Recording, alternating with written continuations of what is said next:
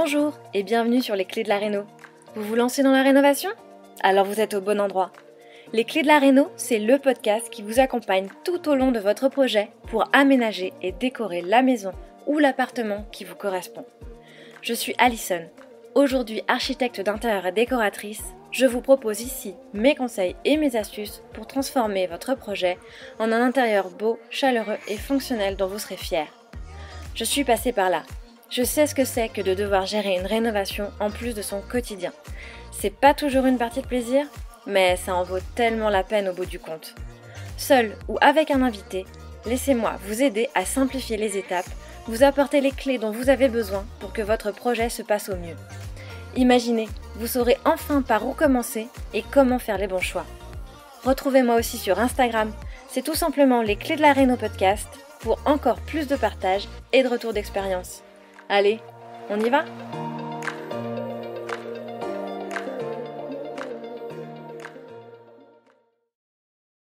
On arrive à la fin de cette mini-série. Il est temps maintenant de parler des infos pratiques, des modalités d'investissement. Et oui, combien ça coûte, combien de temps à prévoir pour obtenir son poêle ou son insert. Parce que nécessairement, c'est à prendre en considération dans son projet, notamment si c'est son chauffage principal. Il faut bien l'anticiper, c'est certain. Et il se trouve que justement, c'est la bonne période en ce moment. Il est même presque un peu tard, j'ai envie de dire. Mais comme un projet de rénovation, ça prend souvent du temps. Voilà, c'est ça, c'est la météo qui nous fait penser au poêle ou à l'insert. Mais si on parle de délai, donc pour commencer, c'est quoi les délais habituels ? Combien de temps faut-il compter entre la commande d'un poêle et son installation chez soi ? En moyenne, on est sur 3 mois. Ça peut être beaucoup plus court comme beaucoup plus long. Ça dépend du type d'appareil que vous allez choisir, de votre projet, du planning de disponibilité de nos techniciens, puisqu'on ne fait aucune sous-traitance comme Xavier l'avait indiqué. Ce sont des salariés en fait qui font partie de l'entreprise. Et puis voilà, en termes de paramètres extérieurs. Oui. On est effectivement, c'est ça, en moyenne, le cycle, c'est 8 semaines, exactement, le cycle. On était plutôt, effectivement, il y a encore 1 an et demi, il y a eu, l'après-Covid, en fait, après, la pénurie, les matériaux, etc., qui a repoussé un tout petit peu les délais. On est retombé sur des délais, aujourd'hui, normaux. Donc ça peut pas, effectivement, 8 semaines, mais ça peut être beaucoup plus rapide. D'accord. Si on a le poêle en stock, le planning, vous êtes dispo, en fait, il n'y a pas de problème pour l'installer plus tôt. Si on a anticipé sa déclaration de travaux éventuellement. Oui, s'il y en a une effectivement à faire, oui. Mais c'est assez rapide. Parfois, on a un trou au planning, le client vient, il valide, tout est prêt, il est prêt à le recevoir. Tiens, si ça vous intéresse, on a le poêle en stock, on a les conduits en stock, on peut être là si vous voulez dans 15 jours, on est là dans 15 jours. Maintenant, la moyenne reste quand même 8 semaines aujourd'hui. D'accord, 8 semaines. Et alors, maintenant, on va rentrer dans le sujet brûlant. Combien ça coûte d'installer un poêle ou un insert ? Enfin, ça dépend toujours de l'appareil, j'imagine, mais si vous pouvez nous donner une fourchette. Bien sûr. En moyenne, un projet chez Asgard, on est sur 7 500 €, installation comprise. Donc, appareil plus installation. On peut faire beaucoup moins, comme on peut faire beaucoup plus. On a des projets à 5 000 €, éventuellement un petit peu moins de 5 000, jusqu'à 12 000 €. Donc voilà, c'est une moyenne qui est donnée, mais ça dépend de plein de choses. Est-ce que vous avez un conduit qui existe déjà ou pas ? Est-ce qu'il y a besoin de faire des travaux en plus ? Dans le cadre d'un insert, il y a aussi toute la question du bâti. Voilà, c'est ça. La complexité de l'installation. Oui. La moyenne reste à 7 500 €. Et donc, comme tu l'as dit, c'est exactement ça. Il y a un conduit existant, il n'y a plus qu'à se raccorder dessus. Mécaniquement, ça peut être moins cher, mais ça dépend aussi du modèle qu'on choisit. Le modèle, évidemment. Oui. Ouais. Et vous avez plusieurs gammes chez Asgard qui permettent justement d'aller moduler le budget un peu aussi en fonction. Oui, tout à fait. On a plusieurs gammes, que ce soit sur la partie pelée ou que ce soit bien sûr sur la partie bois-bûche à travers le poêle à bois et l'insert. D'accord. Et on a parlé dans le tout premier épisode de l'installation d'un poêle dans le cadre de la rénovation énergétique. Il y a des aides pour effectivement installer un poêle. Est-ce que vous pouvez nous expliquer comment on fait appel aux aides pour se faire accompagner ? Alors nous on gère pas forcément la partie administrative, voilà, exactement. En revanche, alors il y a la première aide, la principale aide de l'État, c'est MaPrimeRénov'. qui est dépendante du niveau de revenu en fait du ménage, du type d'installation aussi. On peut prétendre jusqu'à 1750 € d'aide. Après, il y a la TVA à 5,5% qui est réduite du coup pour les maisons de plus de 2 ans. On a l'éco-prêt à taux zéro qui vous permet de financer justement tout ou partie de votre projet à taux zéro. La prime C2E, chèque énergie, où là par contre ça passe par notre biais? Non. C'est pareil selon les organismes. Donc là, il y a différentes entreprises, Leclerc, etc. qui font ça. Mais c'est toujours bon à prendre. Donc ça, c'est des aides qui sont possibles. Et puis après, on peut avoir aussi également des aides parfois en local. Oui. En local, on peut aussi avoir des aides. Mais mis bout à bout, ça représente quand même une certaine somme. D'une bonne utilité. Puis là, tu as parlé de MaPrimeRénov par geste, mais on peut aussi intégrer le projet de poêle dans le cadre d'un gros projet de rénovation énergétique, passer dans le parcours MaPrimeRénov d'ampleur. Et là, effectivement, on est sur un accompagnement qui est renforcé encore avec les primes de l'État.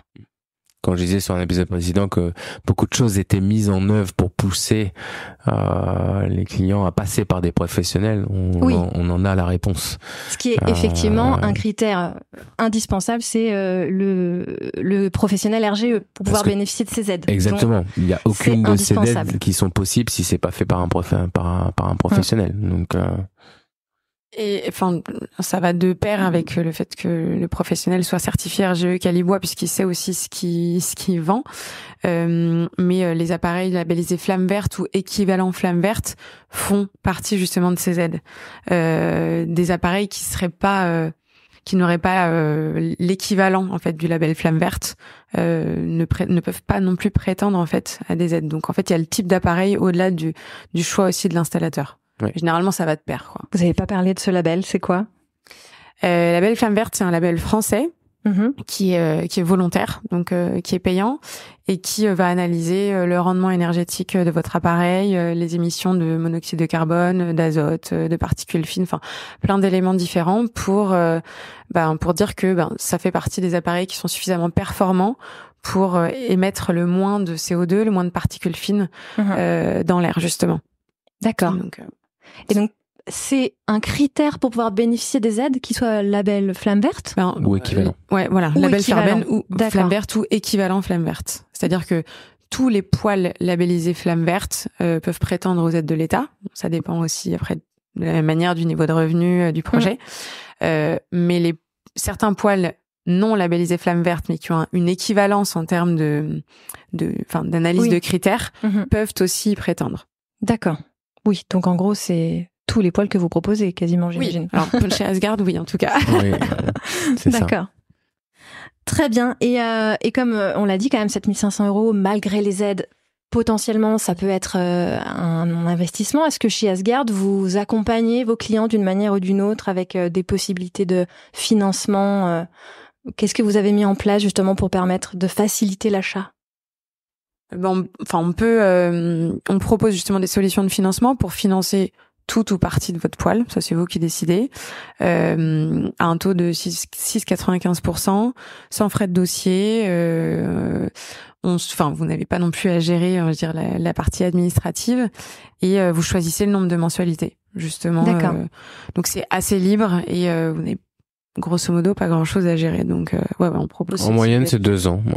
C'est rare quand on dépasse 2 ans de mensualité. Sur les gens qui veulent passer par le financement, en général on part sur des financements d'1 an ou 2, et maximum 2. Et donc, comme le disait Charline, on s'adapte. C'est-à-dire que soit c'est l'intégralité du projet, en général il y a un versement d'acompte, et le reste il finance. Et le reste il font financer. Donc si je comprends bien, on peut combiner à la fois les aides de l'État et le financement avec vous sur plusieurs mensualités. Bien sûr.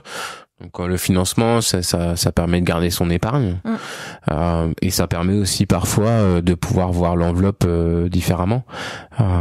parce que parfois parce que le projet qu'on veut, le poil qu'on veut, etc. Fait que l'enveloppe qu'on s'était au départ réservée, elle est peut-être en dessous. Ça changera pas la somme finale, mais ça permet d'étaler et de pouvoir acquérir un projet et de faire un investissement long terme plutôt que de se précipiter sur un achat qui au final on va redébourser la même somme que 5 ans plus tard, quoi. Donc ça permet aussi d'apporter des solutions comme ça à nos clients. D'accord. Et on a parlé de l'entretien annuel. Évidemment, c'est aussi un coût. Combien ça coûte de faire entretenir ? On est à 145 € chez nous, donc 1h30 d'intervention, 1h30 sur la partie bois. Et on est à 195, donc intervention de 2h, 2h30 sur la partie pelée. D'accord. C'est très clair au moins comme ça. Très bien. Et pour finir, est-ce que vous auriez des conseils pour optimiser son budget d'installation et d'entretien ? Oui, vas-y, Sharon. L'anticipation. Ouais. Parce qu'en fait, plus vous allez nous parler de votre projet tôt, plus tout ce qui va y avoir autour, les travaux, etc., vont faire partie de la même enveloppe. C'est pas une fois que vous avez fait tous les travaux dans votre maison que vous venez, je veux faire installer un poêle. Ah oui, mais du coup, faut changer le mur, faut faire un trou, forcément l'enveloppe elle gonfle derrière. Donc ça permet d'être le plus fidèle possible au projet dont vous avez rêvé à la base. Donc l'anticipation, je dirais, est de rigueur. Ouais, la première cause à effet dans le cadre d'un projet, c'est vraiment ça, quoi. Si on laisse filer, derrière, on peut vite se retrouver avec du gros œuvre et parfois ça peut faire des sommes assez importantes. Quitte à installer son poêle un peu plus tardivement. Oui, c'est exactement. bien d'avoir anticipé. On a le cas, des fois, effectivement, on a le cas. On a même certains clients qui ont, par exemple, posé que le conduit. Oui. Ouais, mais tout est prêt à réceptionner, puis ils reviennent nous voir 1 an, 2 ans après, puis on met le poêle après derrière. La majorité du temps, il y a le poêle, mais voilà. Et puis concernant, on a parlé de l'entretien. Alors réduire les coûts de l'entretien. La base, c'est la qualité du combustible. On revient toujours un peu sur ces critères-là, mais c'est tellement important. La qualité du bois qu'on utilise, que ça soit la qualité de mon granulé, la qualité de mon bois bûche, et puis le soin que je vais avoir à l'entretenir au quotidien, un peu comme une voiture. Une voiture, si on n'y rien, mais c'est vrai, si on s'occupe pas de sa voiture, si on change pas les pneus, si on fait pas les vidanges, à un moment donné, forcément, ça dysfonctionne. Donc c'est pareil. C'est exactement pareil. Parce que le fait de mal entretenir son appareil, de utiliser un mauvais combustible, peut engendrer effectivement des coûts supplémentaires, voire presque des fois, et ça nous est arrivé, des installations à refaire, quoi. C'est-à-dire qu'on arrive pour constater, en fait, installation plus utilisable. Donc là c'est quand même dur, quoi. C'est-à-dire que en gros nous on vient dire à tester que l'installation ne peut plus être utilisée parce qu'elle est dangereuse et que derrière faut refaire l'installation. Donc c'est pas l'idée, quoi. C'est pas l'idée de départ. Hein. Non, c'est sûr.